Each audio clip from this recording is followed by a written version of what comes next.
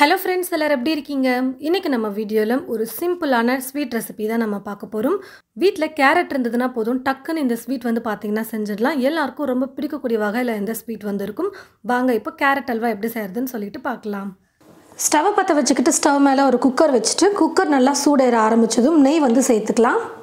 உங்களுக்கு நெய் எவ்வளோ பிடிக்குமோ அந்த அளவுக்கு நீங்கள் இந்த அல்வாவுக்கு வந்து பார்த்திங்கன்னா சேர்த்துக்கலாம். இப்போது உருக்காத நெய்யாக நான் வந்து நல்லா இந்த மாதிரி ஸ்பூன் ஃபுல்லாக 3 ஸ்பூன் அளவுக்கு இது போல் சேர்த்துக்கிறேன்.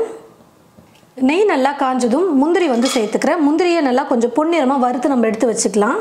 உலர் திராட்சை கூட நம்ம சேர்த்துக்கலாம். நமக்கு பாதாம் வேணும்னாலும் சேர்த்துக்கலாம். நான் வெறும் முந்திரியை மட்டும் அல்வாவுக்கு இப்போ சேர்த்து பண்ணுறேன். ஓரளவுக்கு முந்திரி வந்து வறுப்பட ஆரம்பிச்சதும் இப்போ வெறும் முந்திரி மட்டும் ஒரு பிளேட்டில் எடுத்து வச்சுக்கிறேன். முந்திரி எடுத்து வச்சதுக்கப்புறமா இப்போது ஸ்டவ்வை வந்து லோ ஃப்ளேமில் வச்சுக்கிட்டு கேரட் வந்து சேர்த்துக்கலாம்.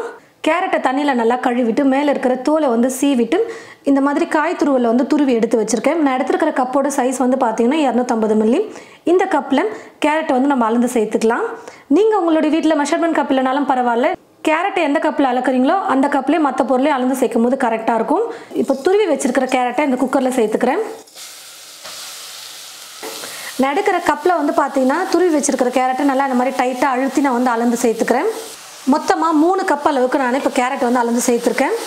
ஸ்டவ்வை மீடியம் ஃப்ளேமில் வச்சுக்கிட்டு ஒரு 3 நிமிஷத்துக்கு நல்லா வந்து கேரட்டை நெய்யிலே வதக்கிக்கலாம். கேரட்டை வந்து பார்த்திங்கன்னா நல்லா நான் ஒரு 3-4 நிமிஷத்துக்கு வதக்கி எடுத்துக்கிட்டேன். அப்பப்போ கொஞ்சம் ஃப்ளேமை ஏற்றி வச்சு கூட நீங்கள் வந்து வதக்கிக்கோங்க. நல்லா அடி பிடிக்காத மாதிரி நல்லா வதக்கி விட்டுக்கோங்க. கேரட்டோடைய அந்த பச்சை மணம் கொஞ்சம் லைட்டாக போகும்போது நல்லாயிருக்கும். இப்போ நல்லா ஒரு 3-4 நிமிஷத்துக்கு வதக்கினதுக்கப்புறம் பால் வந்து இது கூட சேர்த்து வேக வச்சுக்கலாம். 2 கப் அளவுக்கு பால் சேர்த்துக்கிறேன். மொத்தமாக 1/2 லிட்டர் பால் வந்து இப்போ நான் சேர்த்துக்கிறேன். பால் சேர்த்துட்டு லைட்டாக கலந்து கொடுத்துட்டு குக்கர் மூடி போட்டு மூடி வச்சுட்டு ஒரு 4-5 விசில் விட்டு பார்த்திங்கன்னா நான் எடுத்துக்க போகிறேன். நம்ம அப்படியே வந்து இப்படியே நம்ம வேக வச்சுக்கலாம். ஆனால் கேரட் வேகிறதுக்கு கொஞ்சம் லேட் ஆகும் அப்படின்றதுனால நான் குக்கரில் வந்து வேக வச்சு எடுத்துக்க போகிறேன். ஒரு 4-5 விசில் விட்டு எடுத்துட்டோம்னா சீக்கிரமாக வெந்து வந்துடும். டைம் கொஞ்சம் சேவ் ஆகும் அப்படின்றதுனால நான் குக்கரில் வந்து வேக வச்சு எடுத்துக்கிறேன். 4-5 விசில் விட்டு எடுத்துக்கிட்டேன். குக்கர் விசில் வெயிட்டும் குறைஞ்சி வந்துருச்சு.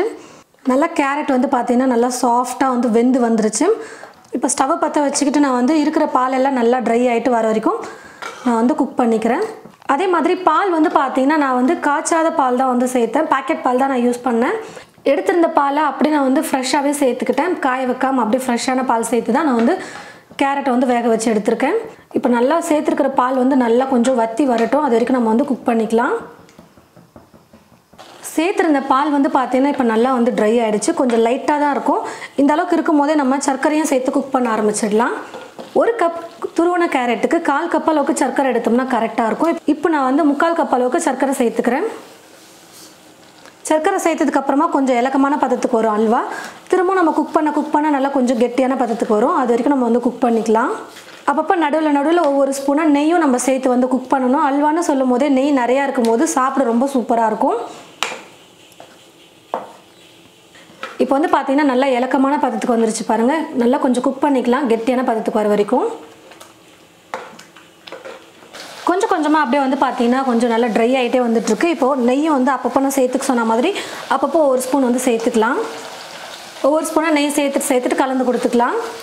இன்னும் நல்லா கெட்டியான பதத்துக்கு வரணும். அது வரைக்கும் குக் பண்ணிக்கலாம். ஹல்வா வந்து பார்த்திங்கன்னா நல்லா கெட்டியான பதத்துக்கு வந்துருச்சு பாருங்கள். சர்க்கரை சேர்த்ததுக்கு அப்புறமா நல்லா கொஞ்சம் இலக்கமான பதத்துக்கு வந்துட்டு குக் பண்ண இப்போ நல்லா கெட்டியான பதத்துக்கு வந்திருக்கு. நம்ம ஸ்பூனில் அள்ளி சாப்பிட்றதுக்கு கரெக்டாக இருக்கும். பால்லே வந்து நல்லா வந்து வேக வச்சு எடுத்துட்டோம் கேரட்டை வந்து. அதனால் இப்போ எல்லாமே கேரட்டோட பச்சை மணம் இல்லாமல் அல்வா சூப்பராக வெந்து நல்லா சாஃப்டாக சாப்பிட்றதுக்கே அவ்வளோ சூப்பராக வந்து ரெடி பண்ணிட்டோம். இப்போ இது கூட கடைசியாக கொஞ்சமாக ஏலக்காய் தூள் வந்து சேர்த்துக்கிறேன். நெய்யில் வறுத்து வச்சுருக்கிற இந்த முந்திரியை சேர்த்துக்கிறேன். லாஸ்ட்டாக 1 ஸ்பூன் நெய்யை சேர்த்துட்டு நல்லா கலந்து கொடுத்துக்கலாம். எல்லாத்தையும் சேர்த்து நல்லா கலந்து கொடுத்தாச்சு. இப்போ நான் ஸ்டவ் ஆஃப் பண்ணிக்கிறேன். ரொம்பவே டேஸ்டியாக கேரட் அல்வா வந்து நம்ம ரெடி பண்ணியாச்சு. ஒரு 4 கேரட் இருந்தால் கூட போதும். அதை வந்து நீங்கள் கப்பில் துருவிட்டு மெஷர் பண்ணி நீங்கள் டக்குன்னு கேரட் அல்வா இது போல் செஞ்சு பாருங்கள். ரொம்ப சூப்பராக இருக்கும். டேஸ்ட் வந்து எல்லாருக்கும் ரொம்ப பிடிக்கக்கூடிய வகையில் இருக்கும். ட்ரை பண்ணி பார்த்துட்டு எப்படி இருக்குன்னு சொல்லிட்டு மறக்காமல் கமெண்ட் பாக்ஸில் வந்து கமெண்ட் பண்ணுங்கள். இந்த வீடியோவை மற்றவங்களுக்கும் ஷேர் பண்ணுங்கள். இது போல் நிறைய வீடியோஸ் பார்க்க தமிழ் ஃபுட் மசாலா சேனலை மறக்காமல் சப்ஸ்கிரைப் பண்ணிக்கோங்க. தேங்க்யூ.